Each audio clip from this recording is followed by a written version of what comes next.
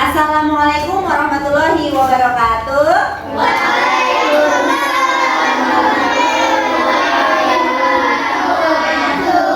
Apa kabar anak-anak? Alhamdulillah luar biasa. Siap sukses. Allahu Akbar. Alhamdulillah. Anak-anak, kalian punya kelas impian atau tidak? Kalian pengen kelas kita sesuai dengan impian kalian? Coba Ustazah mau nanya nih, kira-kira kelas impian kalian itu yang seperti apa sih? Pengennya tuh kelas kalian itu seperti apa? Gitu ya. Jadi apa contohnya? Fahmi? Helmi? Punya yang banyak apa tuh yang bisa main bola semua. Oh, pengen yang bisa main bola semua. Ada lagi? Saja. Ya. Kelas impian saya kelasnya bersih. Kelasnya bersih. Ada lagi? Us. Ya. Kelasnya bagus. Kelasnya bagus. Ada lagi? Ya. Ada hiasan poster. Ada apanya? Ada hiasannya. Oke. Apa lagi? AC-nya dingin. Ya, AC-nya dingin. Nah, ini semuanya adalah kelas impian kalian. Oke. Mungkin tadi yang belum ada suaranya, belum bisa menyampaikan kelas impian kalian secara lisan. Nah, nanti Ustazah akan memberikan kertas kepada kalian masing-masing satu. Tulis kelas impian kalian. Tulis satu saja. Seperti apa sih kelas impian kalian? Oke, bisa dipahami? Oke, silakan nanti ditulis saja di kertasnya. Ingin seperti apa sih kelas impiannya?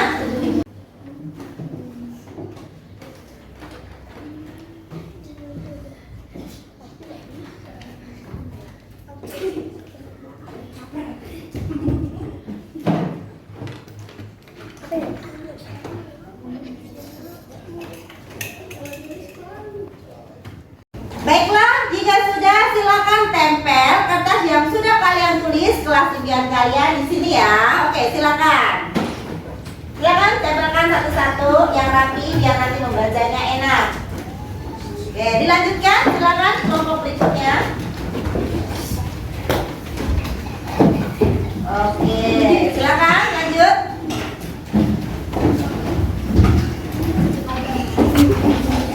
Oke, lanjut. Silakan kelompok berikutnya.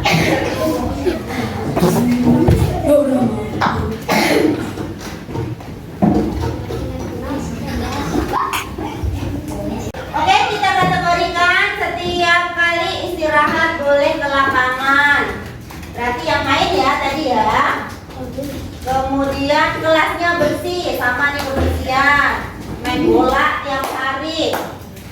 Ini kelas apa? Ini bukan di kelas ya, ini di luar kelas. Banyak hiasan. Oke, kelasnya bersih. Main bola tiap hari. Kebanyakan main bola, Nak. Oke, main bola saat istirahat. Oke, Ustazah kategorikan yang sama-sama ya. Meja dan kursi diganti. Oke, mungkin lebih ke kelasnya ya. Oke, ini sama. Tidak ada yang ngomong kotor. Oke. Kemudian ini sama. Boleh jajan.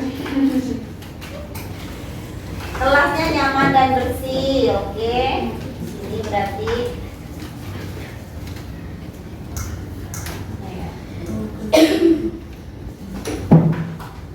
boleh main bola. Baiklah. Baik. Oke. Sudah Ustazah kelompokkan di sini berdasarkan kelas impian kalian. Kebanyakan adalah kalian pingin yang pertama adalah kelasnya itu terlihat indah, ya kan? Terlihat indah, banyak hiasan gitu kan. Terus kelas yang indah itu berarti seperti apa? Apakah hiasannya coret-coretan kalian atau bukan, ya kan?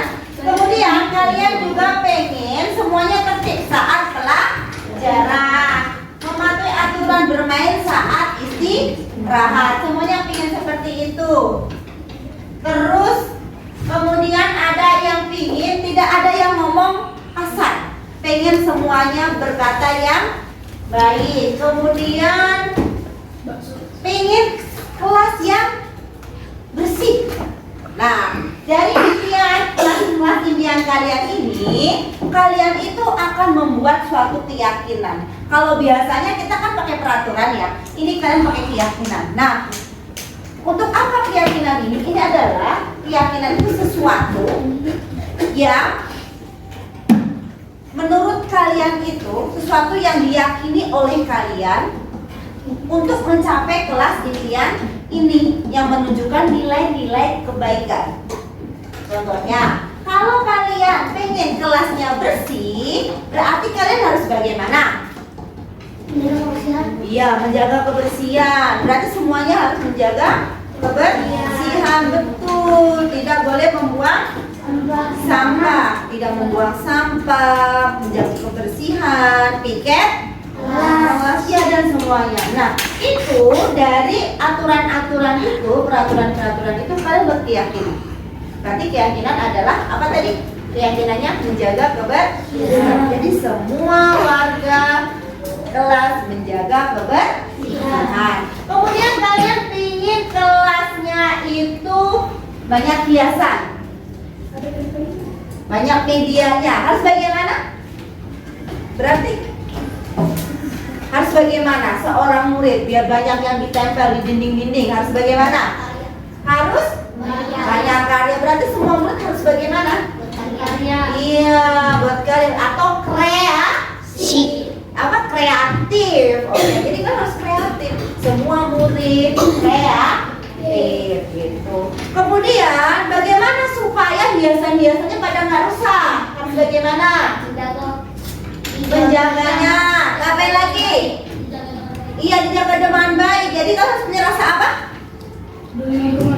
Peduli lingkungan, tanggung jawab. Itu kan keyakinannya. Kalian harus bertanggung jawab. Itu keyakinan. Oke, bisa dipahami? Oke, sekarang silakan kalian sampaikan ide-ide kalian tentang keyakinan kelas yang ingin kalian terapkan di kelas ini. Keyakinan kelas tadi misalnya ada apa? Menjaga kebersihan, apa lagi? Bertanggung jawab, bebas, terserah. Menurut kalian ide kalian itu semua anak-anak kelas 4 Ibnu Khaldun harus meyakini nilai apa saja agar kita menjadi lingkungan yang berbudaya, lingkungan yang positif ya, budaya positif. Untuk itu, oke, Ustazah kelompokan ya untuk keyakinan kelasnya. Di sini rambut panjang dipotong, tidak membuat sapu sembarangan, tidak ngomong kasar, tidak membuang sampah sembarangan. Oke, keyakinannya berarti tentang apa ini? Menjaga kebersihan. Oke, ya. Bertanggung jawab. Oke, di sini sama ini bertanggung jawab juga. Oke, sopan, betul. Berarti apa ini? Menjaga kebersihan. Oke, kreatif. Oke. Ini juga kreatif. Tuh, ini kreatif juga bagus. Ini bertanggung jawab tadi. Masuk bertanggung jawab. Nah, ingat praktik itu maksudnya bertanggung jawab ya. Oke, tolong menolong. Jadi ada nih saling menolong. Oke, menjaga kebersihan sama ini bertanggung jawab. Oke, menjaga kebersihan, kreatif.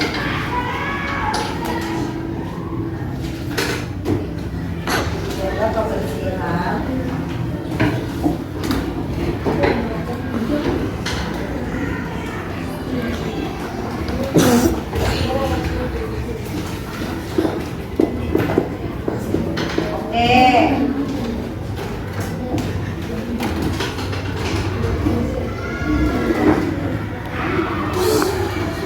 Jujur, kejujuran ada. Oke. Baiklah, di sini sudah kita kelompokkan keyakinan kelas yang sudah kalian tulis di sini. Yang pertama adalah menjaga kebersihan. Berarti semuanya itu harus menjaga kebersihan. Contohnya tidak membuang sampah, ya kan, tidak mencoret-coret dinding. Yang kedua, bertanggung jawab. Setiap ada tugas dikerjakan tepat waktu. Kemudian bermain, ingat waktu. Oke, kemudian di sini ada saling menolong. Berarti kepada teman-teman jika ada yang kesusahan kita harus menolong. Kemudian juga ada apa? Menghormati teman. Artinya apa contohnya di sini menghormati teman? Apa di sini contohnya tadi? Tidak berkata kasar, tidak bertengkar dengan teman. Oke, kemudian kreatif.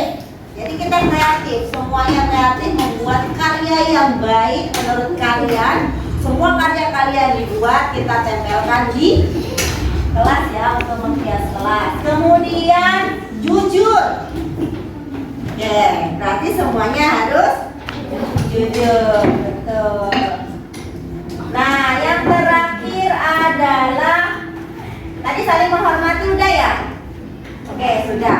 Nah, ini adalah keyakinan kelas yang sudah kalian sepakati. Maka setelah ini bisa kita buat ini menjadi suatu keyakinan yang harus kita jalankan. Tidak ada yang akan melanggarnya.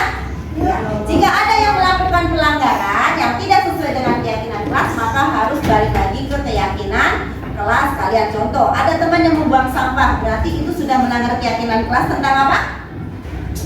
Apa tadi? Menjaga kebersihan. Nanti harus kita ingatkan lagi supaya balik lagi menjadi anak yang menjaga kebersihan. Nanti kita buatkan posternya. Setelah ini kalian tanda tangani keyakinan kelas. Oke? Bisa dipahami? Oke, sampai di sini dulu. Wassalamualaikum warahmatullahi wabarakatuh. Waalaikumsalam warahmatullahi wabarakatuh.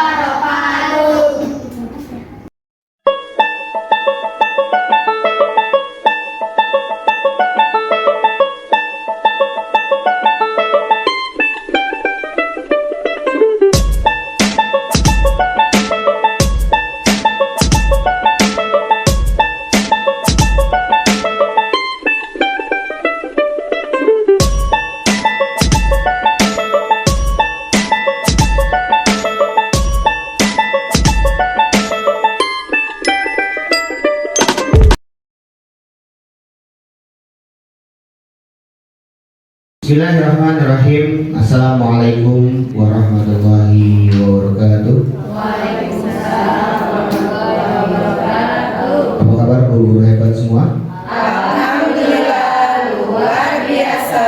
Allahu Akbar. Baik, semoga kita selalu semangat untuk mengajarkan, mendidik anak-anak tercinta kita, dan semoga apa yang kita berikan kepada anak-anak nanti bermanfaat di masa depan mereka semuanya. Alhamdulillahirabbil alamin. Nahmaduhu wa nasta'inuhu wa nastaghfiruh wa na'udzu billahi min syururi anfusina wa min sayyiati a'malina may yahdihillahu fala mudilla lahu wa may yudlil fala hadiya lahu. Asyhadu an la ilaha illallah wa asyhadu anna Muhammadan 'abduhu wa rasuluhu la nabiyya ba'da. Rabbi shrah li sadri wa yassir li amri wa hlul 'uqdatam min lisani yafqahu qawli. Baik Bapak-bapak dan Ibu-ibu sekalian, hari ini kita akan mendengarkan pemaparan dari salah satu teman kita, yakni Ustazah Siti Mahrurah SPDGR, yang akan menyampaikan materi dengan judul diseminasi implementasi budaya positif. Ya. Mungkin sebagian dari kita ada yang belum mengetahui apa itu diseminasi. Ya. Sedikit tentang diseminasi adalah kegiatan yang ditujukan kepada kelompok agar mereka memperoleh informasi, timbul kesadaran, menerima dan akhirnya memanfaatkan informasi tersebut. Jadi bagaimana nanti cara untuk menempatkan budaya positif ini di sekolah, ya. Untuk lebih jelasnya, mari kita sama-sama kita dengarkan baik-baik pemaparan yang akan disampaikan oleh Ustazah Siti Mahrurah SPDGR. Dengan segala hormat kami persilakan. Terima kasih banyak kepada MC Ustadz Sanusi. Assalamualaikum warahmatullahi wabarakatuh. Yang saya hormati Ustadz Ahmadi Syukur SPDI selaku Kepala SDGT Islamiyah. Yang saya hormati Ustadz Solihin SPDI selaku Wakasek Kesiswaan. Yang saya hormati Ustazah Suwarni SPDI selaku Wakasek Kurikulum SDGT Islamiyah, dan yang saya banggakan Ustadz dan Ustazah SDGT Islamiyah. Apa kabar semuanya? Alhamdulillah, luar biasa. Allahu Akbar. Alhamdulillahirrahmanirrahim. Masih semangat ya? Semangat. Baik. Assalatu wassalamu ala asrofil anbiya'i wal mursalin wa ala alihi wa sahbihi asma'in amma ba'du. Alhamdulillah kita bisa berkumpul pada pagi hari ini, di satu hari ini, untuk mengikuti kegiatan diseminasi yang insya Allah akan saya sampaikan sebagai salah satu tugas saya juga sebagai calon guru penggerak angkatan 7. Semoga teman-teman semuanya, rekan-rekan semuanya bisa segera ikut dalam program pendidikan guru penggerak ini. Amin, amin, amin. Saya boleh berdiri? Baik. Baiklah.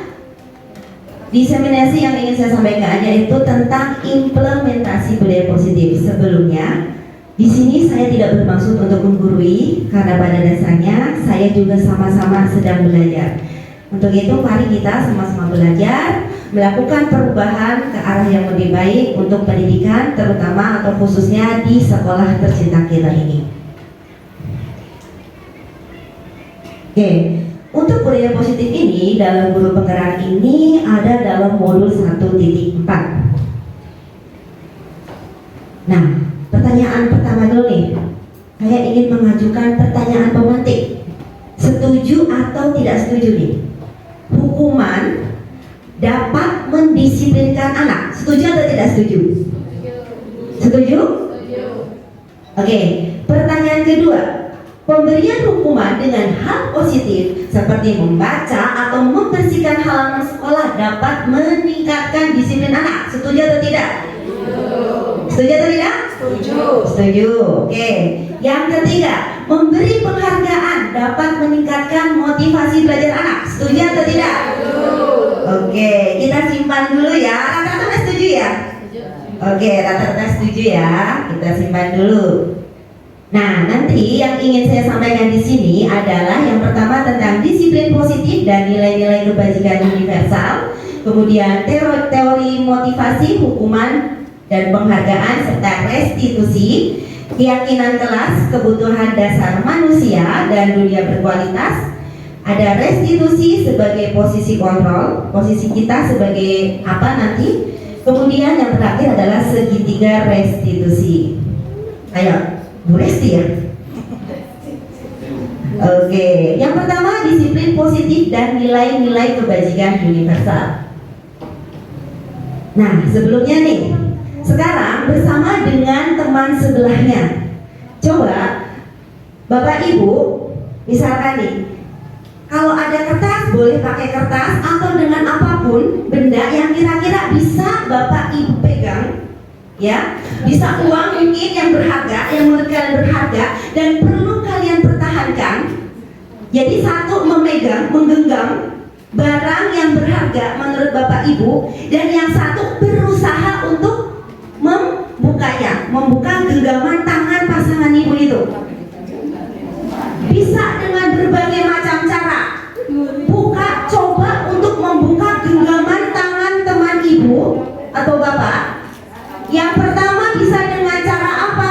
Bisa dengan dibujuk, bisa dengan diancam, bisa dengan dihardik, dimarahin, bisa dengan dirayu, bisa dengan disuap. Yang disuap mungkin mau.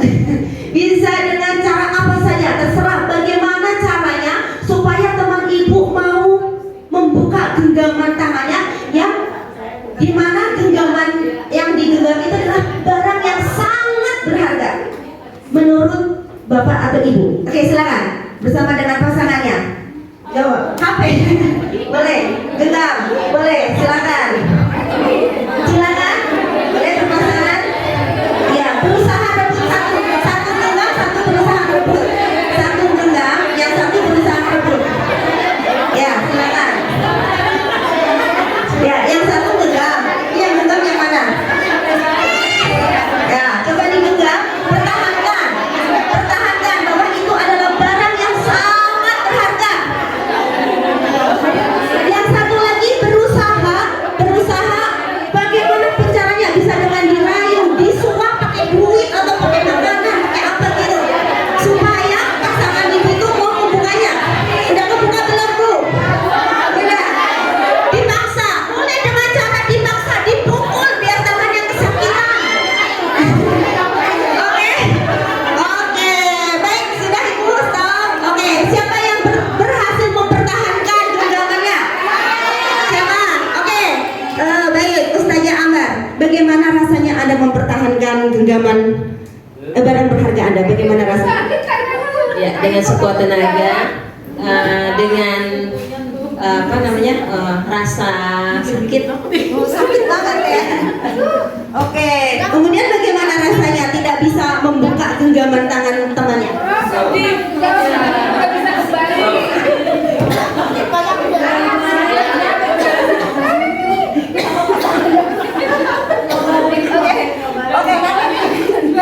Rasanya tidak bisa merebut sesuatu yang berharganya, ya sedih lah Us. Ya, berarti kurang usahanya. Baik. Oke, bagus, terima kasih. Masya Allah, ada yang sampai kesakitan sekali. Apakah terbuka? Tadi terbuka tidak? Oh tidak, tapi tetap menahan kesakitan ya. Masya Allah, ada yang kebuka? Ada, mana yang berhasil kebuka? Oke. Siapa yang berhasil kebuka? Masya Allah, sampai. Masya Allah, bagaimana rasanya bisa merebut? Paling senang sekali ya, dapat harum banget. Masya Allah, senang sekali yang berhasil membuka genggamannya. Bagaimana yang rasanya barang berharganya bisa diambil oleh orang lain? Pasrah aja daripada pecah. Makanya tadi nanti saya belikan yang bagus. Ya. Jadi ini karena dirayu dulu ya, dirayu dulu ya. Oke, ternyata dirayu dulu. Nah, Bapak Ibu, jadi ini adalah merupakan sebuah ilusi teori kontrol. Ya, jadi satu, itu merupakan salah satu ilusi bahwa guru mengontrol murid. Benar nggak? Kita bisa merasa bisa memaksa murid kita, benar nggak?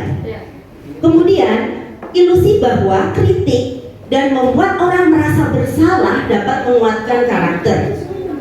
Ilusi bahwa semua penguatan positif efektif dan bermanfaat. Kayak tadi, nanti aku beliin yang lebih mahal.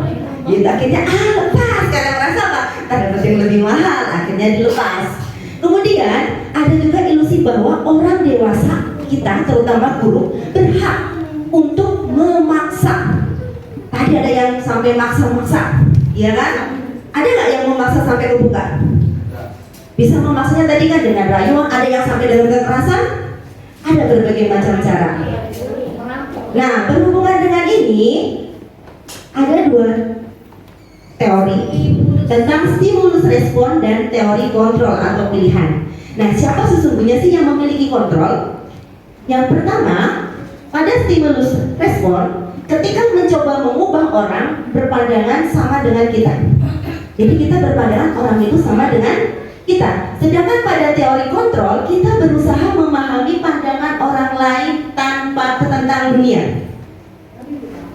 Kemudian pada stimulus respon, perilaku buruk dilihat sebagai suatu kesalahan. Ketika kita melihat murid kita melakukan suatu keburukan, maka kita anggap dia melakukan suatu kesalahan. Dia buruk, berarti dia salah. Tetapi berdasarkan teori kontrol, semua perilaku itu pasti memiliki tujuan. Anak kita berperilaku buruk pasti mempunyai tujuannya. Pada stimulus respon, orang lain bisa mengontrol saya. Merasa bahwa guru bisa mengontrol murid, atau murid bisa dikontrol sesama murid, ya kan, sesama temannya. Tetapi pada teori kontrol, Anda tidak bisa hanya Anda yang bisa mengontrol diri Anda. Hanya saya sendiri yang bisa mengontrol diri saya. Kemudian saya bisa mengontrol orang lain.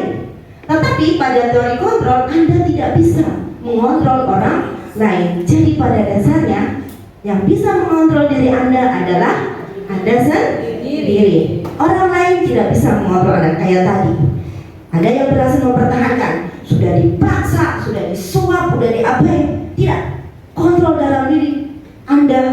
Saya Ambar tadi sangat kuat. Saya akan tetap mempertahankan sekuat tenaga uang 500 perak saya. Ya kan? Meskipun dengan kesakitan. Bahkan tadi Ustazah Rama sampai tangannya tidak bisa berubah kembali karena dipaksa oleh Ustazah Suci dengan sekuat tenaga. Takut tidak tadi dengan Ustazah Suci, Ustazah Rama? Enggak. Ya, padahal seharusnya dengan kekuatan Ustazah Suci, Ustazah Rama akan takut. Aku takut nih, ya kan? Kayak bakal dikontrol nggak nih? Kalau masih stimulus respon pasti merasa kita bisa dikontrol oleh orang lain. Tetapi teori kontrol kita merasa bahwa yang bisa mengontrol saya adalah saya sendiri.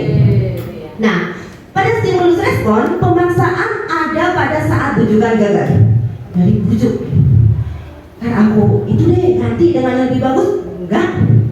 Aku ganti yang lebih mahal, enggak. Tapi tadi ada, berarti tadi masih termasuk yang mana nih, respon atau kontrol ya? Kalau kontrol justru kolaborasi dan konsensus menciptakan pilihan-pilihan baru. Justru malah bagaimana dengan cara yang lain, pilihan-pilihan baru. Kemudian pada stimulus respon, model berpikir menang atau kalah. Jadi aku bisa berhasil atau tidak nih membuka genggaman tangan teman aku, merebut barang berharga teman aku. Tetapi justru pada teori kontrol, model berpikir menang-menang, sama-sama win-win solution. Jadi tidak ada yang kalah, semuanya adalah demi kebaikan bersama. Lanjut. Oke, sekarang tentang disiplin. Apa sih disiplin? Jadi disiplin itu berasal dari bahasa Latin disiplina, yang artinya belajar. Usia segini kita juga baru tahu nih kayak ya, kan ternyata disiplin itu artinya belajar. Makna asal dari kata ini berkonotasi dengan disiplin diri dari murid-murid Socrates dan Plato. Dan disiplin diri membuat orang menggali potensinya menuju sebuah tujuan, apa yang dia hargai. Jadi belajar untuk menggali potensi menuju sebuah tujuan yang dihargai. Namun dalam budaya kita nih, yang sering kita tahu ya, bahwa disiplin itu telah berubah menjadi sesuatu yang dilakukan seseorang pada orang lain untuk mendapatkan kepatuhan. Iya nggak? Kita menerapkan disiplin supaya anak atau supaya orang lain patuh. Bener kan? Ini budaya kita. Kecenderungan umum adalah menghubungkan kata disiplin dengan ketidaknyamanan, bukan dengan apa yang kita hargai atau pencapaian suatu tujuan mulia. Jadi kalau kita melanggar kedisiplinan, kita merasa akan bagaimana? Dihukum tidak? Jadi nggak nyaman kan? Karena merasa kalau aku melanggar kedisiplinan aku bakal dihukum nih. Jadi tidak nyaman. Nah, kemudian adalah nilai-nilai kebajikan universal. Nilai-nilai kebajikan adalah sifat-sifat positif manusia yang merupakan tujuan mulia yang ingin dicapai setiap individu, di mana nilai-nilai tersebut bersifat universal dan lintas bahasa, suku, bangsa, agama maupun latar belakang. Nah, setiap perilaku atau perbuatan memiliki suatu tujuan, di mana dengan mengaitkan nilai-nilai kebajikan yang diyakini seseorang, maka motivasi intrinsiknya atau yang dari dalam dirinya akan terbangun, sehingga menggerakkan motivasi dari dalam untuk dapat mencapai tujuan mulia yang diinginkan. Nah, kalau untuk nilai-nilai kebajikan yang ingin kita terapkan kepada murid kita di Indonesia ini sekarang populer dengan namanya apa? Profil pelajar Pancasila. Ada berapa? Ada berapa nilai? Ada berapa? Ada 6. Yang pertama, beriman, bertakwa kepada Tuhan Yang Maha Esa dan berakhlak mulia. Ini yang kita inginkan di kurikulum Merdeka ini ya. Kemudian yang kedua adalah mandiri, bernalar kritis, berkebinekaan global, bergotong royong, dan kreatif. Jadi inilah nilai-nilai yang ingin diterapkan kepada murid kita, yang ingin dicapai oleh murid kita. Nah, berikutnya adalah teori motivasi, hukuman, dan penghargaan serta restitusi. Nah, sekarang gini, Bapak Ibu, berdasarkan teori motivasi perilaku manusia ada tahapan-tahapannya. Untuk motivasi yang paling rendah ketika kita melakukan sesuatu adalah yang pertama, untuk menghindari ketidaknyamanan atau hukuman. Jadi untuk menghindari hukuman, seolah-olah jadi begini, orang berpikir apa sih yang akan terjadi apabila saya tidak melakukannya. Contoh tadi yang sudah disampaikan, kalau misalnya kita sendiri nih, guru, kenapa kita datang tepat waktu? Kenapa kita datangnya tidak terlambat? Kira-kira apa yang dipikirkan? Takut dapat sanksi. Oke, menurut saja Ambar takut dapat sanksi, betul? Itukah alasan Bapak Ibu sekarang? Kenapa? Kasihan anak-anak gurunya tidak ada. Ada lagi nggak alasan lain? Mengapa mengapa kita sebagai guru merasa datang harus tepat waktu, tidak terlambat?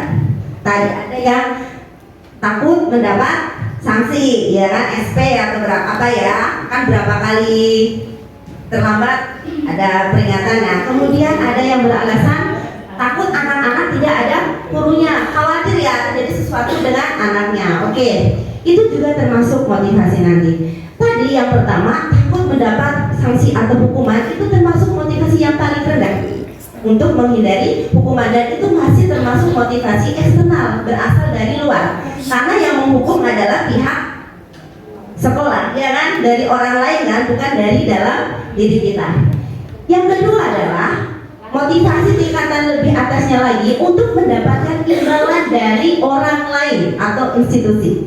Nah, mungkin kan di sini pernah ada penghargaan kan bagi guru yang absennya zero absen, mungkin ya kan? Ketika absennya kosong dapat penghargaan, datangnya selalu paling awal dapat penghargaan. Nah, itu kalau motivasi kita seperti itu karena ingin mendapatkan imbalan atau penghargaan, itu termasuk masih motivasi eksternal, masih dari dalam luar, karena ada dari pihak orang lain atau institusi. Nah, ini adalah motivasi yang tumbuh dari dalam diri kita, yaitu yang berhubungan dengan nilai diri kita, menghargai diri sendiri, menghargai diri kita. Seperti tadi yang disampaikan, sebagai guru kita berpikir, merasa bertanggung jawab terhadap anak-anak kita, ya kan? Kalau kita datang terlambat, anak kita bagaimana di sekolah, ya kan? Pada lari-larian, berantem, akhirnya terjadi sesuatu, itu kita memikirkan anak kita. Karena timbul, kita punya rasa kasih sayang, punya rasa tanggung jawab, punya nilai tersendiri. Berarti seperti Ustazah Almira ini mempunyai nilai tanggung jawab, menghargai diri sendiri. Itu maka termasuk dalam motivasi internal, mempunyai tujuan disiplin positif.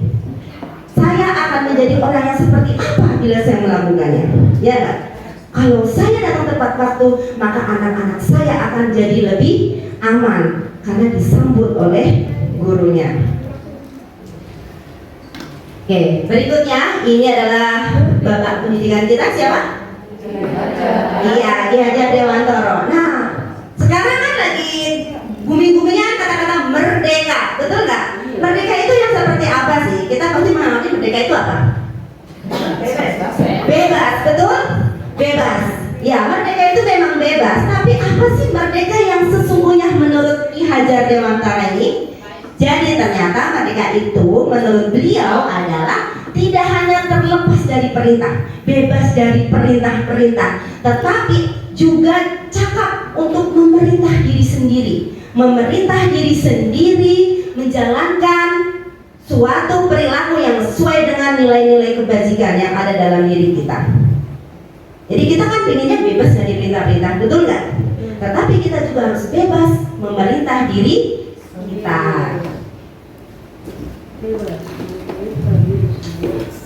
Oke, tadi pertanyaan yang kedua ya. Yang apa? Hukuman ya kan, penghargaan. Ternyata selama ini kita dihukum loh dengan penghargaan. Kok bisa? Penghargaan itu sebenarnya sama loh dengan hukuman. Ya kan? Ya kan? Bedanya hukuman positif dan negatif. Kalau positif dapat penghargaan. Kalau negatifnya hukuman yang membuat anak sedih ya. Dalam arti meminta atau membujuk seseorang melakukan sesuatu untuk memenuhi suatu tujuan tertentu dari orang yang meminta atau membujuk. Jadi itu sebenarnya sama saja penghargaan dengan hukuman. Dorongannya eksternal dan akan ada faktor ketergantungan. Anak-anak kita kalau sudah biasa dikasih penghargaan, kalau nggak dikasih penghargaan bagaimana? Iya, nggak ada motivasi, betul sekali. Jadi secara tidak langsung justru anak-anak kita dihukum oleh penghargaan itu. Oke, yang pertama, ini beberapa dampak dari pemberian penghargaan. Yang pertama, pengaruh jangka pendek dan jangka panjang. Sebenarnya penghargaan itu hanya berlaku efektif pada jangka pendek aja, ya kan? Hanya saat itu aja, ya kan? Anak akan merasa senang hanya saat itu saja. Jadi jangka pendek, tidak untuk lebih berkelanjutan. Betul. Kemudian penghargaan juga menghukum loh. Menghukum bagaimana? Misalnya kita ngasih reward ke anak yang ranking 1, ya kan? Terus yang anak ranking 1 dari belakang, nggak usah jauh-jauh deh. Kadang yang sampai ranking 2 aja ya, 2, 3 gitu, merasa aku nggak bisa nih ranking 1, merasa kehukum diri sendiri kayak bisa sih aku nggak bisa ranking 1, dia aja bisa gitu. Jadi anak merasa dihukum karena tidak bisa mendapatkan penghargaan. Kemudian penghargaan juga mengurangi ketepatan. Ini berdasarkan riset atau penelitian.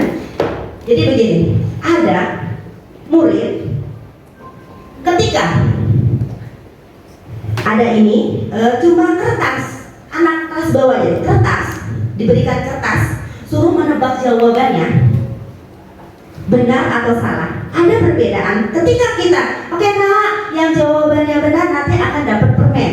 Jadi anak tujuannya jawab benar supaya dapat permen. Karena dia tujuan biar dapat permen, jadi kurang fokus sehingga dia banyak melakukan kesalahan. Beda ketika kita tidak menjanjikan suatu hadiah, cuma ngasih tahu benar, salah gitu, cuma kasih tahu jawabannya benar atau salah aja, itu anak akan merasa termotivasi dari diri sendiri. Jadi justru yang jawabnya benar, yang lebih banyak benar itu yang tidak dijanjikan hadiah. Ketika dijanjikan hadiah, justru anak itu pikirannya jadi kurang fokus karena tujuannya adalah kalau aku benar aku dapat permen, kalau aku nggak benar aku takut nih, gitu kan? Jadi malah pikirannya dikacau. Oke, yang berikutnya penghargaan tidak efektif. Kenapa tidak efektif? Karena penghargaan itu anak pengennya itu melakukan sesuatu biar dapat penghargaan, pengennya dapat terus menerus, ya kan? Jika penghargaan tidak dilakukan terus menerus, maka anak jadi berkurang motivasinya, ya oh nggak dapet gitu kan. Pokoknya biasa gurunya ngasih hadiah gitu kan. Ustazah hari ini dapat hadiah apa? Ya ustazah nggak nyiapin, ya udah deh gitu, ya nggak? Efektif nggak begitu? Tidak efektif. Anak-anak jadi udah kalau nggak ada hadiah dia tidak semangat, tapi kalau ada hadiah baru semangat. Kemudian penghargaan juga merusak hubungan loh. Kok bisa? Bisa ya? Gimana contohnya? Kesal. Gimana beda? Kasih hadiah. Nggak dikasih hadiah saya nggak mau. Merusak hubungan. Berarti bisa hubungan antara siapa? Teman. Sama teman. Contohnya gimana? Teman lagi. Kenapa? Iya, kadang begitu nggak? Ada loh murid kita, ini begini. Ada temannya dapat hadiah. Cemburu nggak? Suka cemburu ya? Ih, dia dapat hadiah, aku enggak. Ketemenan deh. Iya nggak? Kadang itu menimbulkan kecemburuan sesama murid, iya. Dan kadang murid juga melakukan sesuatu itu kejujurannya berkurang. Kejujuran berkurang kepada guru. ya kan? Punya berbagai macam trik supaya dia mendapatkan penghargaan itu. Yang kasihan itu, yang jadi kebanyakan memang ya yang ranking 1 atau yang sering juara malah kurang disukai sama teman-teman yang lain. Ya itu karena apa? Ya ada yang bilang sok pinter, padahal anaknya nggak apa, anaknya biasa aja. Kalau mereka bilang sok pinter, padahal anaknya diem aja, tetapi karena temannya apa? Cemburu, iri, betul. Nah itu menimbulkan kecemburuan. Apalagi yang nggak pernah dapat hadiah. Aku nggak pernah dapat hadiah, pasti dia lagi yang dapat hadiah. Udah deh, males aku nggak mau belajar lagi. Gitu. Ya udah aja lah, percuma berusaha sekeras apapun tetap aja dia lagi gitu.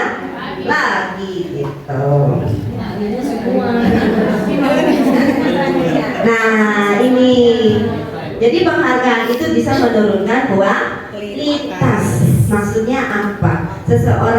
Seorang murid misalnya, ketika dia belum bisa menulis, ayo nak kita menulis puisi, nanti puisinya dibukukan, anak akan semangat, ya kan? Ketika puisinya tidak dibukukan atau tidak dapat penghargaan, jadi males nggak ada apa-apain. Bahkan kita sendiri sebagai guru, ayo yang rajin berangkat ke sekolah nggak pernah absen dapat bonus akhir tahun 5 juta, semangat gak? Oh ya betul, kualitas kita jadi semakin semangat ya kan. Begitu nggak ada penghargaan kayak gitu gimana? Datang rajin sama nggak datang rajin sama saja, kok mendingan aku nggak rajin gitu. Jadi kualitasnya menurun. Kemudian penghargaan juga mematikan kreativitas yang tadi itu. Ketika kita misalnya nih, oke, guru-guru akan ada penghargaan bagi guru yang kreatif membuat media pembelajaran. Pada bikin media pembelajaran, biar menang dapat hadiah, lumayan hadiahnya. Begitu nggak ada penghargaan itu, ngapain capek-capek bikin media? Ngabisin duit, ngabisin tenaga, ngabisin pikiran. Ya, akhirnya ya udahlah, yang penting ngajar, datang ngomong, kaki cucur-cucur, dah selesai. Nah, jadi udah ngapain capek-capek bikin media? Jadi gurunya nggak kreatif karena nggak ada penghargaan, begitu, ya kan? Karena sudah terbiasa, tujuannya adalah penghargaan. Yang terakhir, penghargaan mengurangi motivasi intrinsik, gitu yang tadi. Jadi seseorang itu melakukan sesuatu lebih tujuannya mendapatkan penghargaan, bukan karena saya sebagai guru saya harus kreatif, saya sebagai guru harus membuat anak-anak saya, murid-murid saya senang belajar dengan saya dengan membuat media atau metode pembelajaran yang menyenangkan.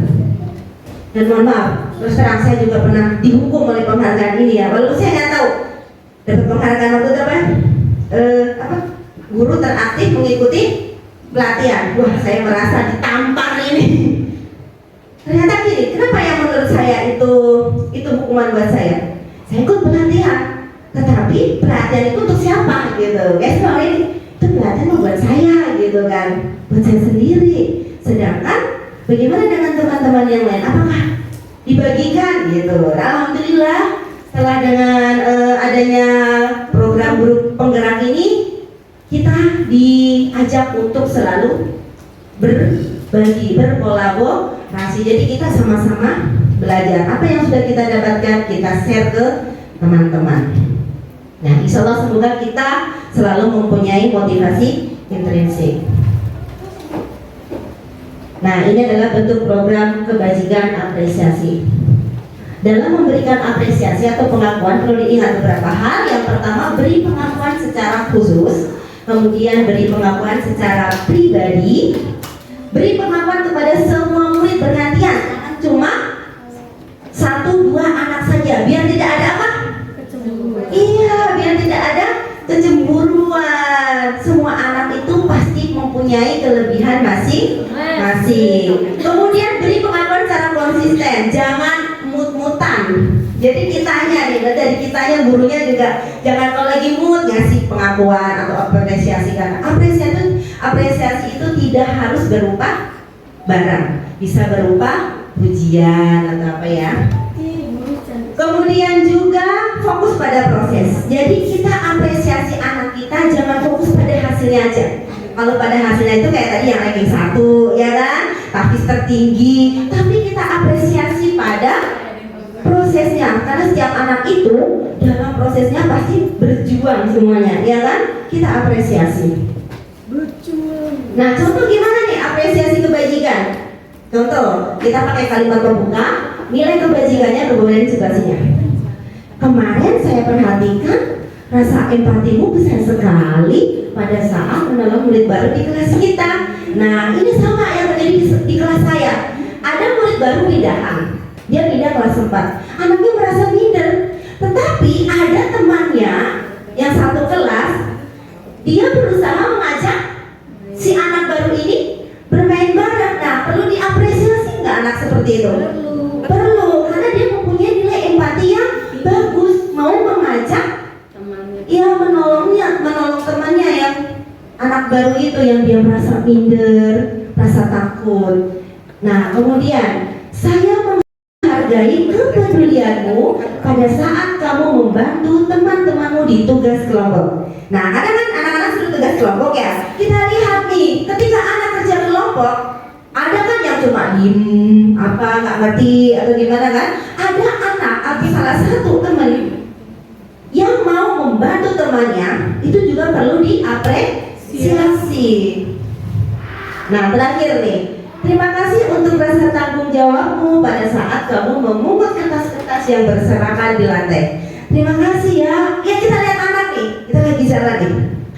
Nah, anak lihat sampah ada di jalan, dia pungut, dia buang di tempat sampah tanpa disuruh, itu juga perlu diapresiasi. Masya Allah, hebat sekali nak, rasa kepedulianmu.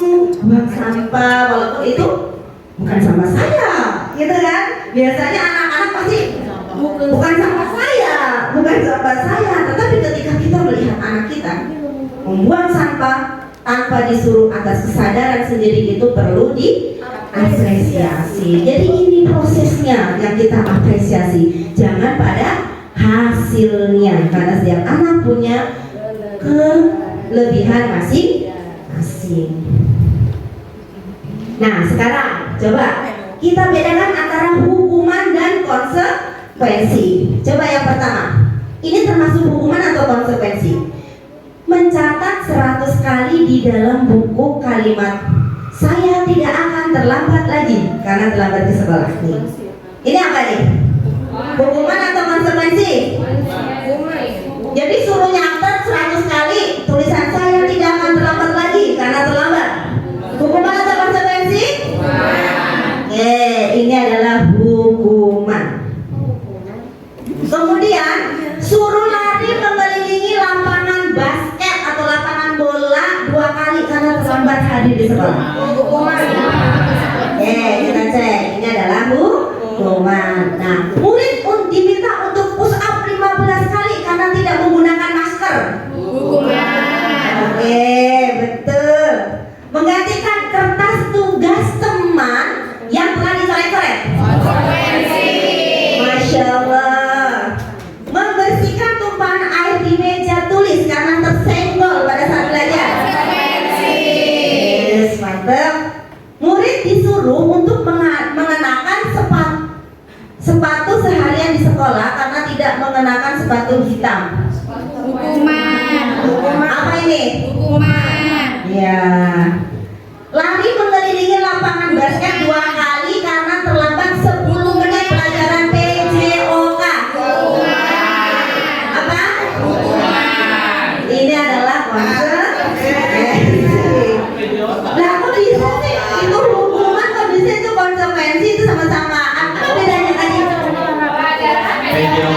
Oh, karena yang bawa PJOK. Sesuai nggak hukumannya? Sesuai ya. Itu kan pelajaran PJOK. Ya udah, hukumannya fisik ya suruh lari, sama aja kan PJOK juga.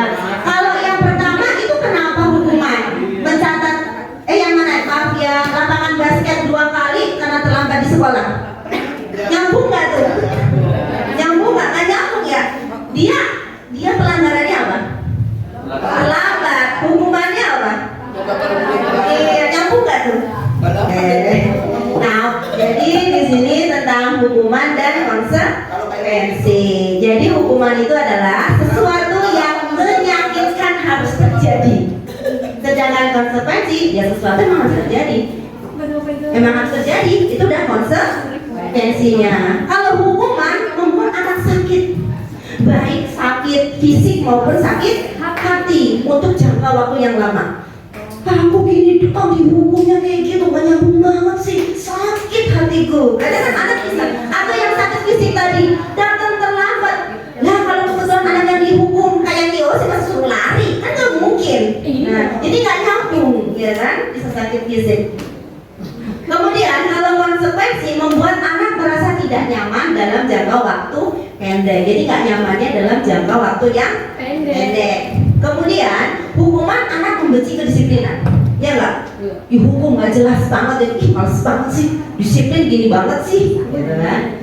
Sedangkan kalau konsekuensi anak menjadi lebih menghargai kedisiplinan karena sudah tahu itu adalah konsekuensinya.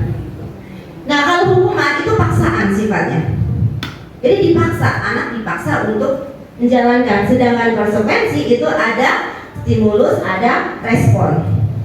Karena ada sebab, ada akibatnya. Hukuman itu mendorong anak menyakiti diri sendiri. Sedangkan konsekuensi mendorong anak agar mudah menyesuaikan diri.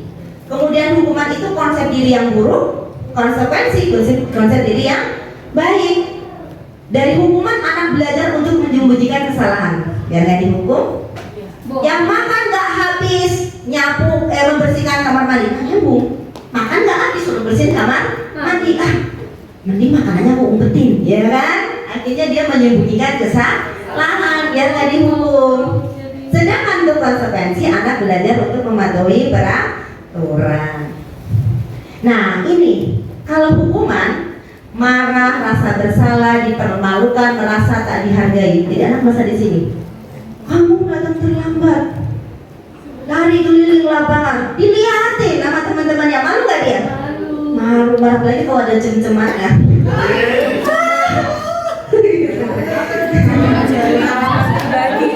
Kalau konsekuensi, anak hanya kehilangan haknya, ya kan? Tadi kan 10 menit, dia terlambat 10 menit, tadi kehilangan hak belajar 10 menit, dibuat tidak nyaman, diasingkan tapi hanya untuk sementara. Cem-ceman apa itu cem-ceman? Cemilan. Nah, selanjutnya adalah restitusi. Apa sih ini? Mungkin ini ada yang sudah tahu, pernah dengar restitusi selain Ustazah Resti? Ada yang baru dengar pertama, coba angkat tangan. Ya, saya juga baru tahu di guru penggerakku sama. Iya, taunya prestasi. Saya taunya pertama Ustazah Resti nih. Atau prostitusi. Iya kan? Betul kan? Iya. Jadi kata restitusinya sama resti doang yang tahu. Kita digabung. Oke, jadi restitusi itu adalah proses menciptakan kondisi bagi murid untuk memperbaiki kesalahan mereka, sehingga mereka bisa kembali kepada kelompok mereka dengan karakter yang lebih kuat, karakter yang lebih baik lagi. Nah, restitusi ini merupakan proses kolaboratif yang mengajarkan murid untuk mencari solusi untuk masalah mereka dan membantu murid berpikir tentang orang seperti apa yang mereka ingin menjadi. Jadi, membantu murid. Seorang murid melakukan suatu kesalahan, bukannya dihukum langsung, tapi ditanyakan dulu kenapa dia melakukan kesalahan, bagaimana solusinya, ke depannya mau jadi seperti apa sih kamu nak, gitu. Jadi dia mencarikan solusi supaya bisa kembali ke kelompoknya menjadi karakter yang lebih kuat, yang lebih baik. Kalau tadi dihukum kan malu sama teman-temannya, ya kan, marah, dendam, ya kan, malah dendam sama gurunya. Ini makanya kebanyakan guru-guru yang suka menghukum dibenci sama murid, ya enggak? Karena apa? Dihukum mulu, hukum mulu. betul deh. Bukannya jadi lebih baik, malah jadi karakter yang kurang baik. Selanjutnya ini adalah tentang hukuman, konsekuensi, dan restitusi. Jadi hukuman ini termasuk dalam kategori identitas gagal. Jadi dia negatif. Sedangkan konsekuensi itu netral, ada di tengah-tengah.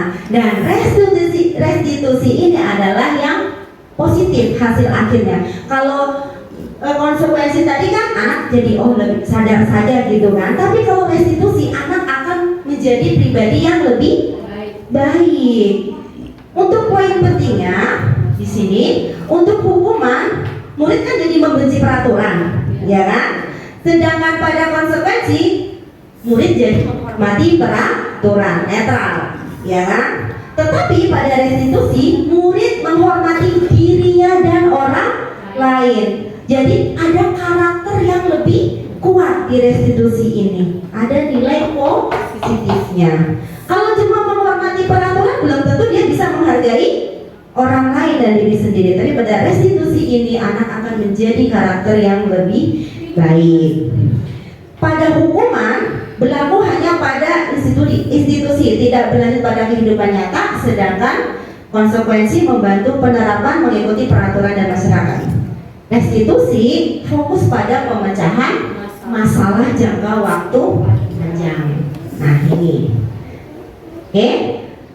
kalau hukuman, anak jadi pasif dan agresifnya meningkat. Jadi makin benci kan sama yang menghukum. Kalau konsekuensi, penguatan hanya bertahan jangka waktu pendek. Dia bisa melakukan kesalahan lagi. Tetapi pada restitusi justru masalah terpecahkan. Nah, apa sih ciri restitusi itu?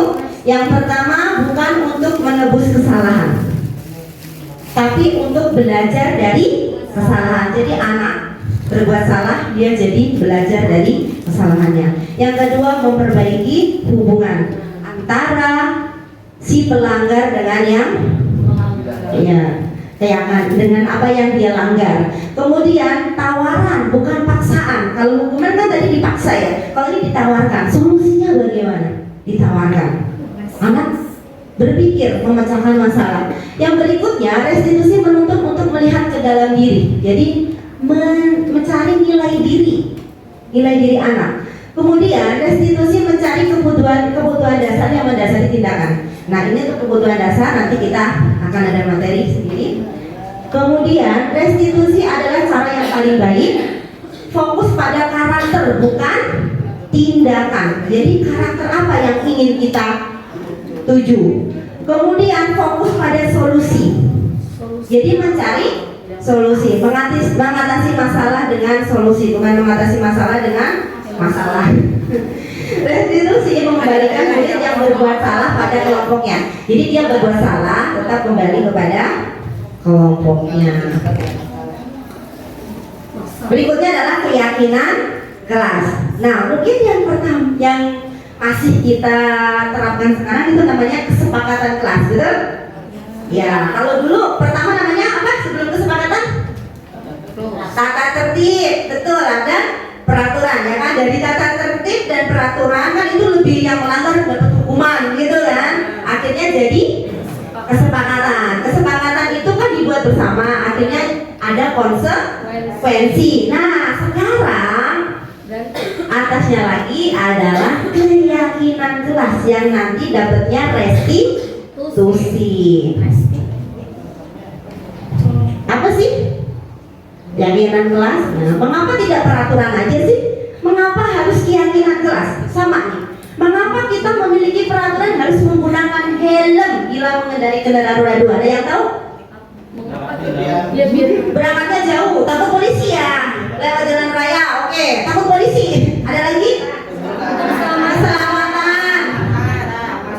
Keselamatan karena betul. Mengapa kita waktu COVID itu ada aturan 3M? Menggunakan masker, mencuci tangan, menjaga jarak. Iya, biar nggak ketularan ya. Kalau ketularan, apa lagi?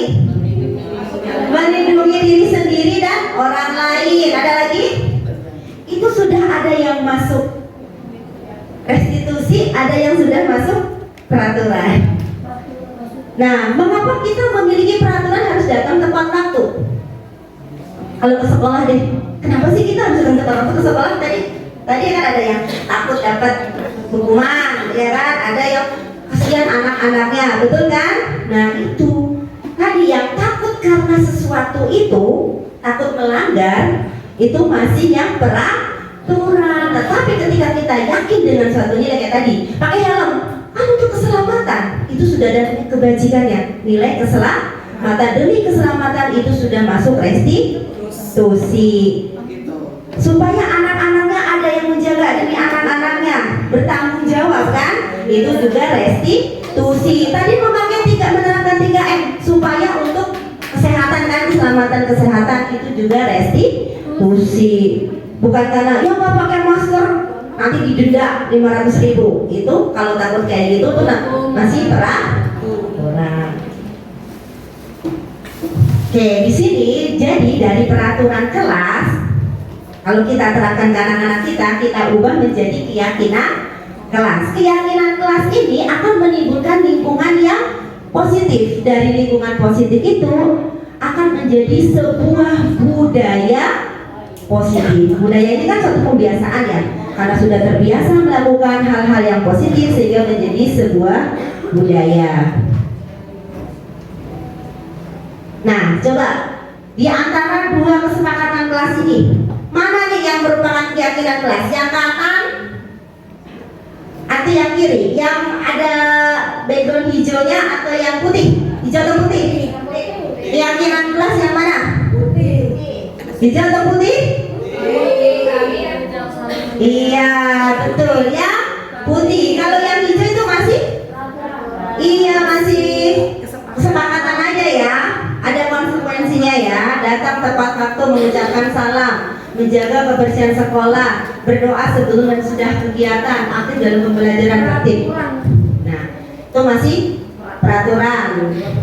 Yang sebelah kiri, yang putih, itu sudah keyakinan. Tapi guru dan murid yang saling menyayangi. Kalau saling menyayangi kan banyak banget konteksnya. Berarti tidak boleh mengganggu temannya, ya kan? Saling menyayangi. Banyak konsepnya. Kemudian kami murid yang semangat belajar. Kalau semangat belajar berarti otomatis anaknya tidak boleh mengobrol ketika belajar, ya kan? Mereka tahu apa lagi? Tidak boleh menyontek, ya kan? Akan datang tepat waktu, betul. Kami murid yang peduli dengan teman-teman. Ada temannya yang sakit, otomatis mereka akan menjenguk. Ada teman yang tidak bawa bekal, berbagi. Ada guru yang lagi hamil, dibuatin rujak. Itu adalah kepedulian, masya Allah.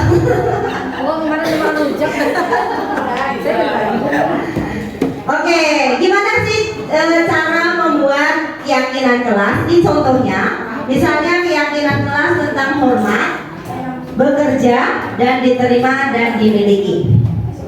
Kita akan membuatnya dengan tabel T dan Y. Ini T, ini Y. Yang Y-nya apa yang terdengar, bagaimana mereka berperilaku dan apa yang terlihat. Sedangkan tabel T-nya tampak seperti dan tidak tampak seperti. Oke, saya lanjutkan saja di sini nih yang sudah saya. Nah, contoh hormat. Misalnya nilai kebajikan atau keyakinan hormat. Jadi kan tadi saling menghormati kan? Gimana sih? Apa yang terdengar? Satu orang akan mengatakan, yuk saya bantu menghormati kan? Kita bisa selesaikan ini bersama. Terima kasih. Tolong ya. Permisi. Boleh saya pinjam? Main ambil. Tapi dia kan terdengar seperti itu. Nanti akan segera saya kembalikan. Kemudian bagaimana mereka berperilaku? Mereka selalu tersenyum, ramah, ketemu sama siapa aja. Mereka akan memberikan salam hormat. Boleh berjabat tangan, memberikan ruang bekerja. Kemudian terlihat seperti apa? Anak-anak akan terlihat berempati terhadap perasaan orang lain. Mereka juga akan memegang barang milik orang lain milik temannya tanpa izin karena mereka menerapkan keyakinan saling menghormati. Nah, bagaimana kalau tabir T itu tampak seperti dan tidak tampak seperti? Contoh, kalau menghormati guru, menghormati teman lain, mereka akan tampak seperti datang tepat waktu. Termasuk menghormatinya enggak? Kalau datang terlambat kan mereka kayak lagi belajar tiba-tiba masuk. Menghormati enggak? Enggak, udah duduk gitu kan.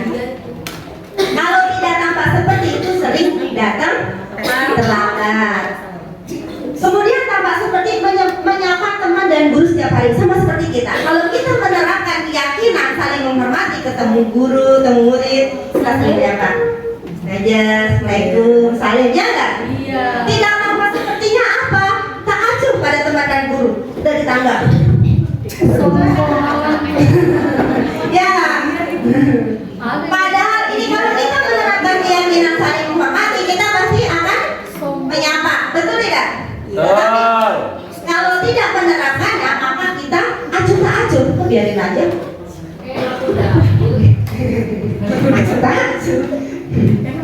Nah, itu. Insya Allah kita bisa menerapkan ini kepada anak-anak kita di kelas ya. Jadi dari kesepakatan kita tingkatkan menjadi keyakinan. Nah, ini adalah contoh yang sudah saya terapkan di kelas saya. Nah, sebagai contohnya apa? Itu salah satunya mereka yang sudah buat keyakinan kelas adalah tentang menjaga kebersihan. Ya, jadi mereka akhirnya apa? Awal-awalnya itu ketika masih peraturan, ya Allah setiap beristirahat itu apa? Sampah apa aja bagi anak laki-laki ya. Sampah apa aja ya Allah melihatnya aja pusing. Tetapi ketika mereka mempunyai keyakinan bahwa menjaga kebersihan itu adalah penting bagi mereka, tanpa disuruh mereka tahu. Mereka merasa bahwa ketika belajar kelasnya bersih, mereka akan nyaman. Akhirnya mereka punya keyakinan itu dari dalam diri mereka. Akhirnya mereka tanpa disuruh lihat sampah, diambil, dibuang di tempat sampah. Itu karena mereka punya keyakinan kelas seperti itu. Nah, dari keyakinan kelas ini dibuat kesepakatan ini bersama. Nah, sekarang coba, misalnya nih, peraturannya selalu kembalikan buku ke tempatnya. Kira-kira keyakinan kelasnya apa? Kembalikan buku ke tempatnya. Apa? Apa? Kerapian. Apa lagi? Ini adalah tanggung jawabnya yang harus kita terapkan ke anak-anak kita, betul nggak? Iya nggak? Terutama ketika di perpustakaan, iya nggak? Anak-anak biasa kan baca buku, membiasakan merapikan ke tempat semula. Dilarang mengganggu orang lain. Ini apa? Peduli, menghormati. Oke. Hadir di sekolah 15 menit sebelum lagu dimulai. Tanggung jawab, disiplin. Oke, komitmen, menghormati orang lain juga. Iya, betul. Iya, berkomitmen kita. Dilarang melakukan kekerasan. Kasih sayang, simpati, XL, Indosat, eksis, sebut semuanya. Iya. Dilarang dalam bentuk dan menghormati orang lain dan keselamatan. Dilarang menggunakan narkoba. Ya, peraturannya dilarang menggunakan narkoba. Apa keyakinannya? Haram.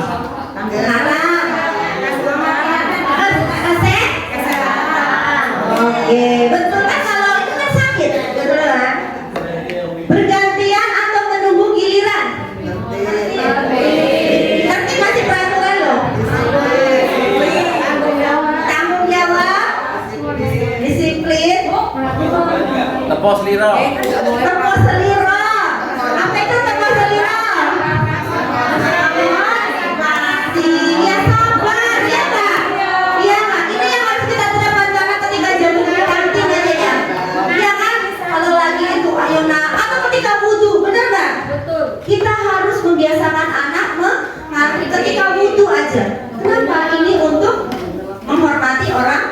dan bersabar. Gunakan masker.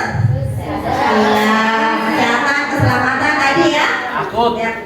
Bukan karena takut dihukum kan? Jangan berlari di kelas atau koridor. Keselamatan, betul. Biar nggak jatuh, keamanan, betul nggak? Ini anak-anak kita. Makanya kalau anak-anak kita bilang, nah, jangan lari-lari, gitu kan? Jangan lari, betul nggak? Tetapi ketika kita terapkan anak-anak keyakinan, nah, kalau kamu lari, bagaimana kamu? Aku bisa nabrak itu, Ustazah. Nah, akibatnya apa? Aku sakit, Ustazah. Nah, dia tahu kalau aku lari, aku jatuh. Demi keselamatanku, aku tidak akan lari-lari, gitu kan? Asal anak punya keyakinan. Nah, berikutnya adalah kebutuhan dasar manusia. Jadi ternyata anak-anak itu, murid kita kalau melakukan kesalahan, itu sebenarnya mereka ada kebutuhan yang tidak terpenuhi. Ya, apa saja sih kebutuhan dasar manusia? Yang pertama adalah bertahan hidup. Kita survivor, ya kan? Kita butuh bertahan hidup. Contoh apa? Dia makan, rumah, ya kan, yang berbentuk fisik, kesehatan. Bahkan kita juga ada selain yang kebutuhan fisiologis adalah biologis yang udah meningkat juga butuh kebutuhan biologis. Nah itu kebutuhan kan? Kebutuhan Bapak Ibu. Nah kemudian kebutuhan kebebasan, ya kan? Setiap orang pingin bebas, benar nggak? Pingin tidak diikat oleh orang lain. Jadi tarasan dong. Jika ada, tadi untuk yang bertahan hidup, jika ada anak kita yang meminta bekal kepada temannya, tetapi apa? Tidak dikasih, dia maksa ambil. Memang kita nggak, kamu dia kesalahan nggak? Merebut bekal temannya. Tapi tanya dulu, kenapa kamu merebut bekal teman kamu? Aku lapar, nggak dibawain bekal. Berarti kebutuhan bertahan hidupnya tidak terpenuhi, ya kan? Lapar dia, kurang makan. Kemudian kebebasan. Anak berisik di kelas, jangan kita langsung, ih berisik banget, kamu kenapa berisik banget? Ternyata anak itu memang pinginnya itu belajar di kebun. Lu ya kebun sama soal siapa itu berapa pesta.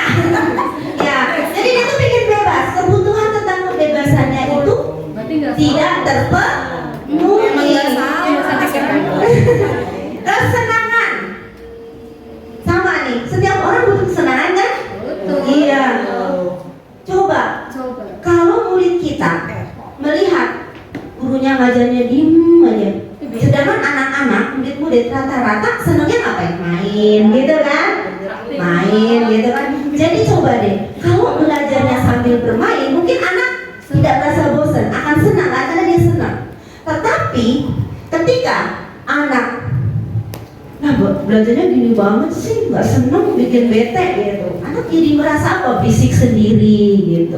Jadi kebutuhan akan kesenangannya itu tidak terpenuhi. Kemudian kasih sayang dan rasa diterima. Jadi hati-hati nih, setiap orang pengen diterima oleh lingkungannya, betul kan?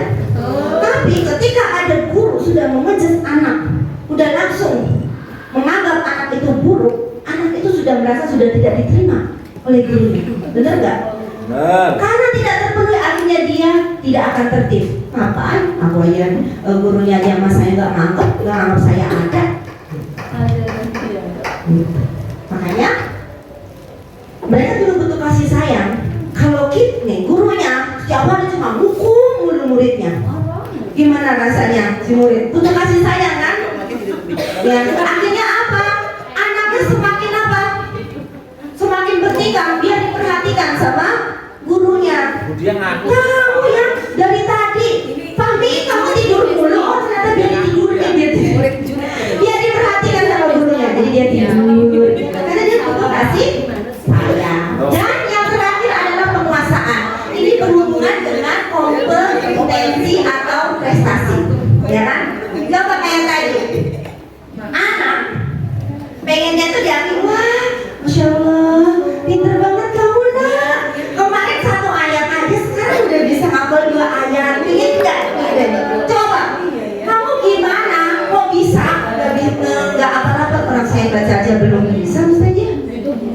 Gimana saya mau nambah? Sama matematika. Saya ngajar sampai apapun itu anak kok nggak bisa. Kalau saya marahin itu anak, dia akan menjadi-jadi. Coba tanya, kamu kenapa? Lagi belajar keliling dan luas. Tidak bisa-bisa.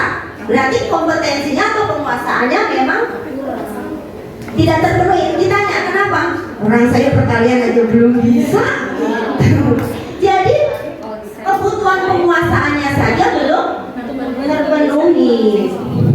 Nah ini, jadi intinya setiap anak berbuat keburukan pasti ada tujuannya, dan biasanya karena ada kebutuhannya yang tidak terpenuhi.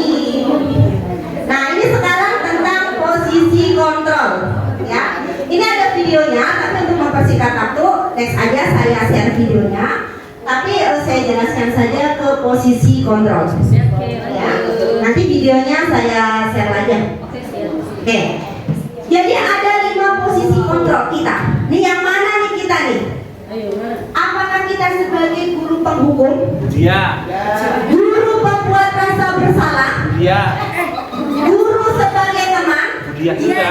Guru sebagai pemantau? Dia. Atau guru sebagai manajer? Bukan. Ya? Dia ini seperti. Kalau penghukum itu guru biasanya menghadik, menunjuk-nunjuk, menyakiti, kamu lagi, bosan saja, menghadik, ya kan? Tapi sebagai pembuat rasa bersalah, dia akan ceramah dan mengatakan, ibu kecewa, kamu nak, kamu kok begitu nak, ibu kecewa, saja kecewa. Jadi biar anak merasa bersalah. Ya Allah, aku udah bikin Ustazah Ruru yang cantik kecewa. Memuji diri sendiri. Nah, kalau sebagai teman bagaimana kita kalau ada anak yang melakukan pelanggaran? Membuatkan alasan-alasan untuk muridnya. Ayolah, lakukan demi ibu lah. Ayolah. Masa kamu tidak mau? Ingat tidak? Saya sudah bantu kamu. Gitu. Jadi kayak teman, ya kak? Kayak ke sesama teman. Kemudian kalau memantau itu patokannya pakai peraturan. Tapi nggak pakai marah-marah menghadiri penghukum. Apakah kamu tahu apa peraturannya? Nah, jadi kayak gitu kan? Jadi kita tetap ngomongnya lembut, tidak seperti teman. Enggak. Kamu tahu nggak peraturannya? Tapi lebih ke kebawaan kita. Kamu tahu apa peraturannya? Nah, sedangkan sebagai manajer itu kita akan menanyakan keyakinannya dulu. Apa yang kita yakini? Apa yang bisa kau kerjakan untuk memperbaiki masalah ini? Tadi. Jadi menanyakan keyakinan, menanyakan solusi. Pada hukuman, hukum, anak justru hasilnya akan memberontak. Ya kan? Kenapa? Kalau kamu tidak melakukannya, awas ya, rasakan. Ya kan? Anak jadi males banget. Bukannya nurut, malah memberontak. Tetapi kalau sebagai pembuat rasa bersalah, akhirnya malah apa? Menyembunyikan, menyangkal berbohong. Kan ibu kecewa sama kamu. Udahlah bu, aku nggak itu kok bu. Gitu dia malah berbohong, iya kan? Karena merasa bersalah. Kalau sebagai teman, apa? Ketergantungan. Dikit-dikit kalau melakukan kesalahan, sama Ustazah itu aja, dia kan teman aku, gitu. Dia kan CS sama aku.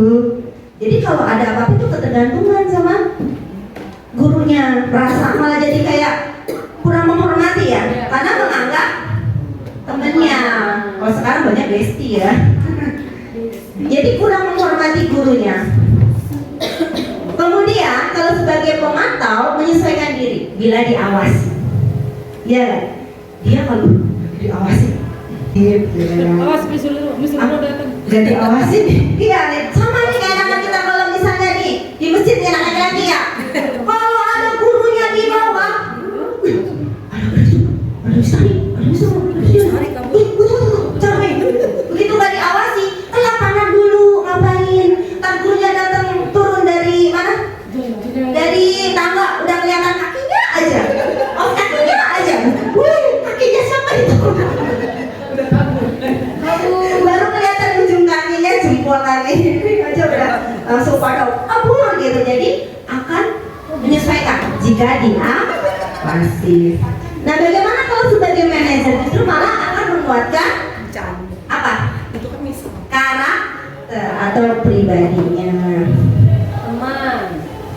Oke, intinya dampaknya itu nanti kalau penghukum akan mengulangi kesalahan, membuat rasa bersalah, merasa rendah diri anaknya. Kemudian teman lemah, tidak mandiri, tergantung sama gurunya.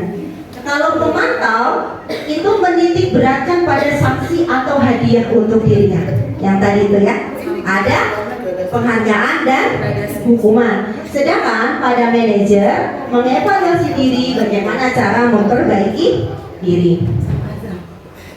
Nah, coba nih. Ini kira-kira posisi kontrol kita sebagai apa? Sebagai penghukum, sebagai apa tadi?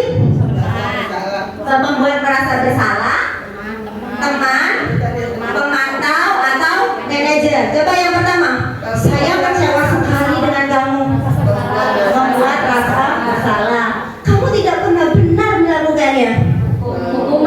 Menghukum. Ayolah, lakukan demi ibu atau bapak.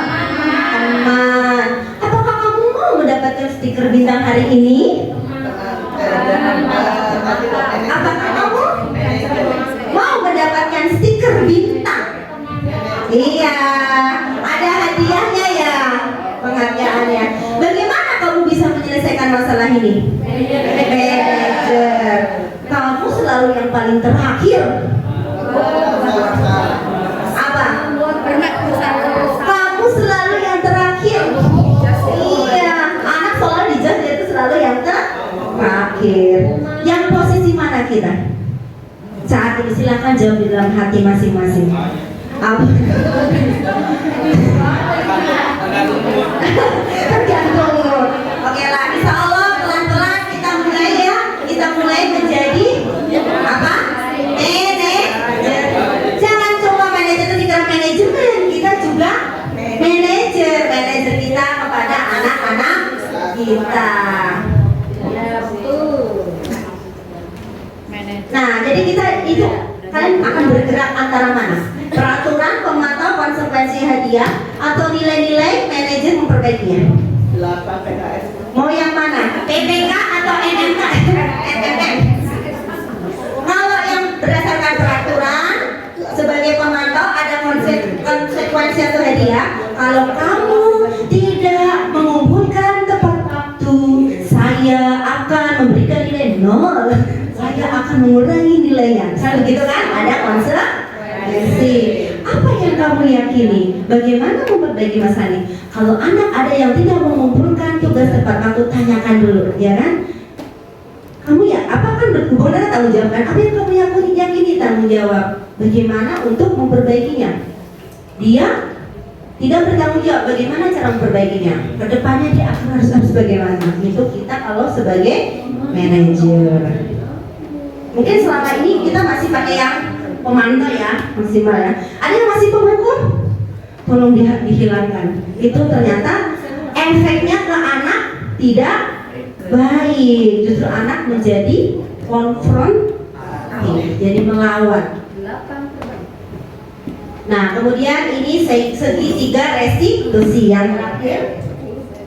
Segitiga. Nah, jadi ini yang kita, kalau kita posisi kita sebagai manajer tadi, untuk mengatasi murid-murid kita yang melakukan pelanggaran, kita lakukan segitiga restitusi. Ada 3 langkah. Dari yang pertama kita menstabilkan identitas, kemudian validasi kebutuhannya, dan yang terakhir menanyakan keyakinan. Menstabilkan identitas itu kita akan berkata, misalnya kita mau menstabilkan identitas, ada anak yang berbuat salah. Pertama kita bilang gini, berbuat salah itu hal yang manusiawi, ya kan? Tidak ada manusia yang sempurna.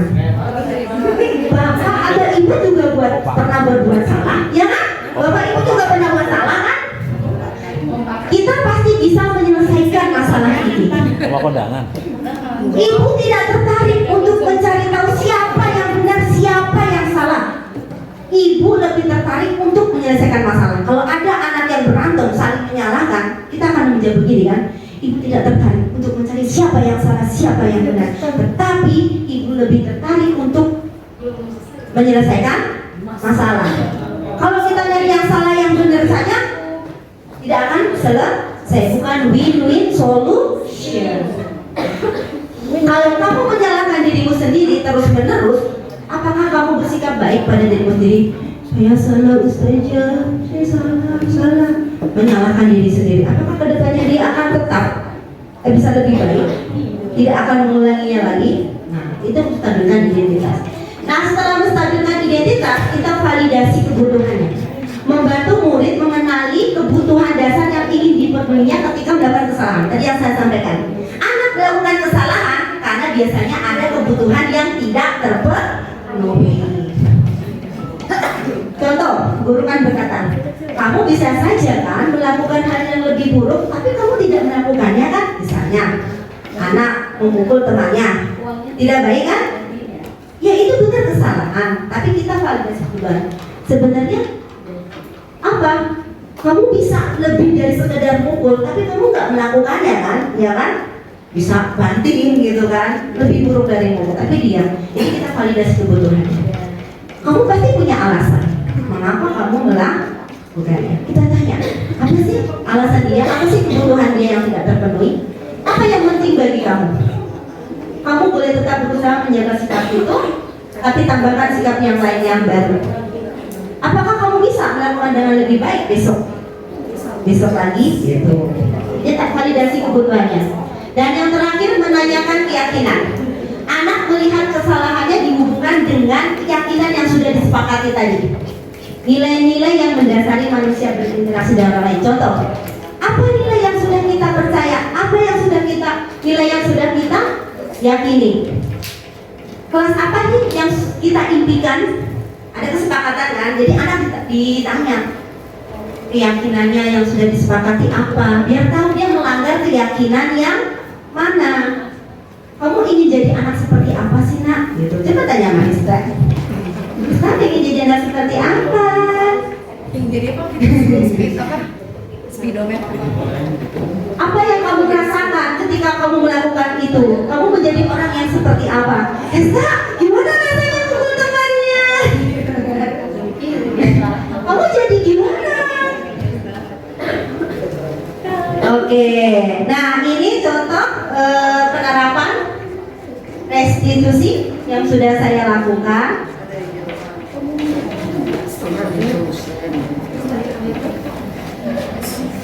Kita ini sebentar saja, cuma beberapa menit.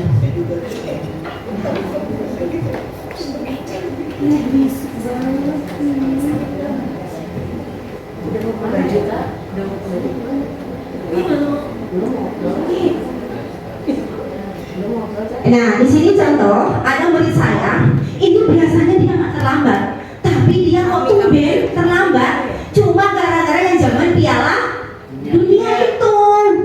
Jadi nonton bola sampai malam, akhirnya dia bangun kesiangan dan datang terlambat ke sekolah. Nah, akhirnya dengan anak-anak yang seperti ini kita adakan segitiga restitusi, di mana kan kita sudah punya keyakinan kelas di kelas saya itu. Jadi kita tanyakan.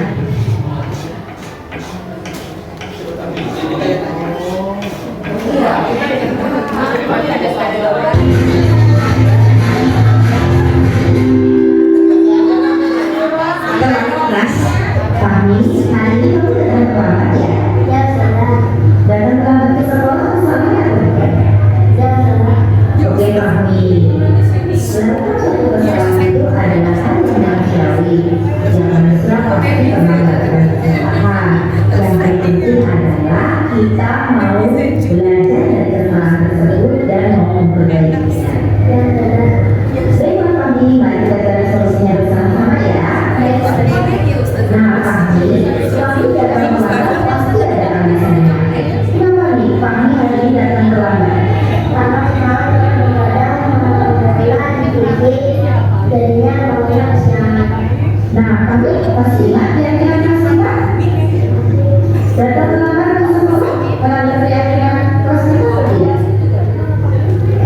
Ya. Iya, oke. Menurut kami keyakinan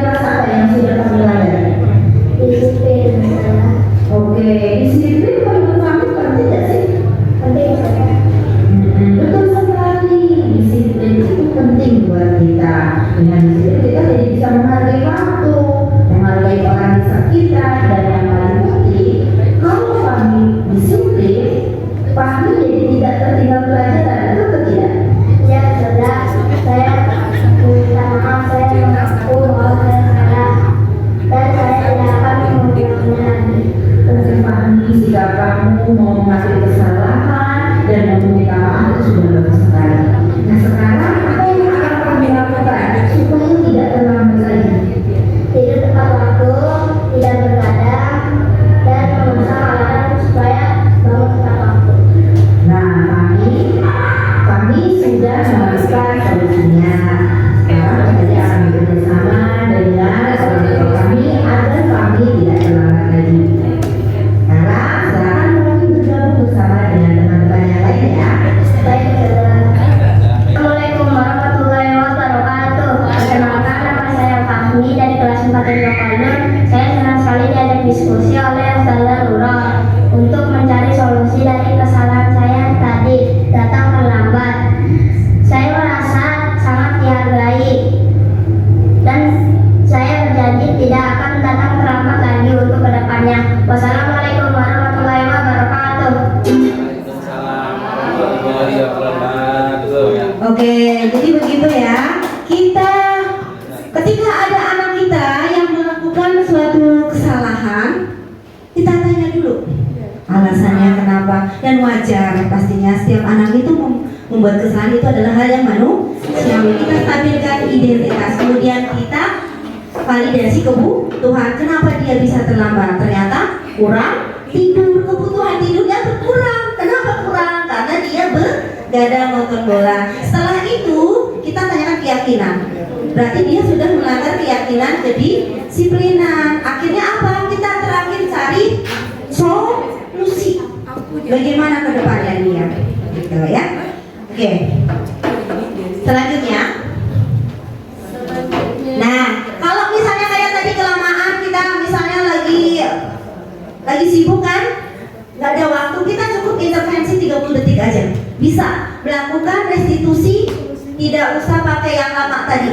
Kita cukup pakai 30 detik bisa. Tanyakan aja. Apakah kamu ingin berbuat lebih baik? Gitu.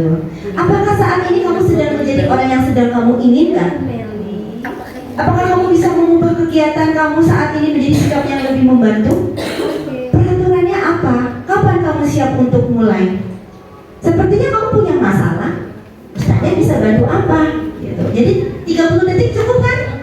Jadi ketika anak melakukan kesalahan, kita tanya, intervensi 30 detik. Misalnya ini adalah cara yang tercepat 30 detik. Kalau tadi mungkin kita punya waktu gitu kan. Kita lihat anaknya kalem banget gitu kan. Jadinya kalau kita misalnya ini butuh waktu nih untuk menangani dia, jadi kita pakai yang segitiga restitusi. Kalau anaknya kira-kira bisa cepat, bisa cukup 30 detik saja itu.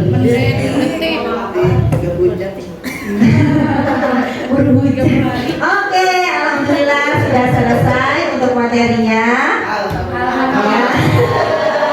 Nah, sekarang kita lakukan sedikit refleksi, yaitu hal baru apa yang mengubah paradigma Bapak Ibu yang dapatnya didapatkan, kemudian perasaan apa yang muncul selama mengikuti sesi ini, khususnya mengenai makna disiplin dan motivasi intrinsik atau yang ada dalam diri. Kemudian kita mau jadi guru yang seperti apa sih? Ya kan? Guru seperti apa yang sudah dilakukan selama mengikuti materi ini, kemudian akan menjadi seperti apa kita? Silakan, boleh minta tanggapannya untuk melakukan refleksi dari Bapak Ibu. Ustazah Mardiana. Ya. Ustazah Mardiana. Boleh apa saja refleksinya, tanggapannya? Boleh maju sebentar. Perlu kasih penghargaan nggak? Nanti pada ngiri nggak? Justru yang telah Tadi saya terlambat saja. Silakan, boleh siapa? kenapa jadi gitu? Ayo kita refleksi saja. Ya bantu. Saya Boleh satu saja nggak apa-apa? Oke, silakan. Boleh ke depan biar suaranya jelas. Kami kamera lain. nggak bisa ngomong Iya. bagus. Mas YouTube, Mas YouTube. Boleh bebas, namanya refleksi. Kita ke anak-anak itu juga harus refleksi loh. Ya.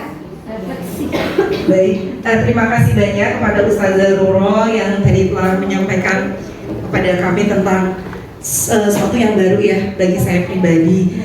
Jadi hal baru apa yang mengubah paradigma saya yang saya dapatkan? Ternyata tadi pemberian reward atau penghargaan itu tidak selamanya positif ya. Nah kemudian yang kedua, kita harus menyadari kita itu berada di posisi guru yang seperti apa. Apabila memang kita masih misalnya sebagai penghukum, berarti kita harus bisa mengubah untuk menjadi guru yang lebih baik. Dalam arti setelah tadi materi yang disampaikan, jadi harus menjadi guru yang bisa melihat situasi dan kondisi di mana kita harus saatnya memberi penghargaan atau menghukum. Jadi ya seperti itulah Ustazah intinya. Kemudian perasaan apa yang muncul selama mengikuti sesi ini, khususnya mengenai makna disiplin dan motivasi intrinsik, perasaannya cukup apa ya, mengetuk atau apa ya,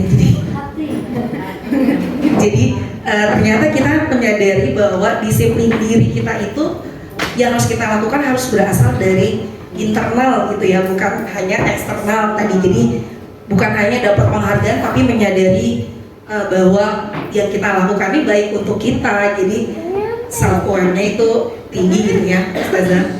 Kemudian saya peran amal seperti apakah yang telah saya telah lakukan selama mengikuti materi ini. Peran amal maksudnya sebagai guru selama mengikuti ini. Sebelumnya mungkin saya lebih pada tadi yang terakhir ya Ustazah jelaskan, problem solving ya. Jadi kalau sharing sebentar ketika saya menyelesaikan masalah, biasanya contoh ada anak yang nangis nih ngadu ke kita, Ustazah aku nangis gitu ya. Pada umumnya guru biasanya gini, siapa yang ngambil anak ini? Kamu yang bersalah. Langsung kita menuduh, padahal bukan seperti itu. Yang pertama harus kita lakukan menurut pengalaman saya, diberi air dulu, suruh tenang. Kemudian yang berkonflik kita pojokkan dulu, duduk bertiga. Jadi kita belajar dengan saya ya, anak dua yang bermasalah dengan gurunya, kita tanya dulu, kenapa kamu menangis? Ada apa misalnya? Iya aku tadi dijitak sama temanku ini gitu. Terus kita konfirmasi kan, benar apa yang kamu lakukan? Iya sih. Kita tanya balik, kenapa kamu lakukan itu? Karena sebelumnya dia itu memukul aku gitu.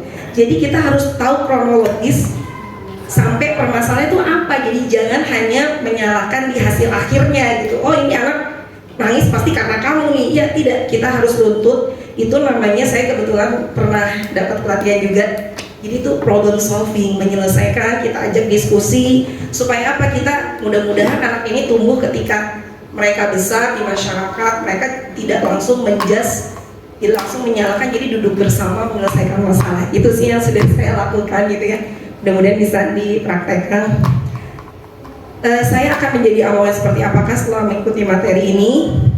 Yang jelas, yang pertama mungkin satu, karena selama ini saya suka memberi reward ya. Ya mungkin saya akan melihat situasi juga, tidak harus reward itu dalam bentuk barang ataupun tadi, jadi bisa apresiasi seperti ucapan terima kasih, Masya Allah kamu begitu berempati dan sebagainya gitu ya.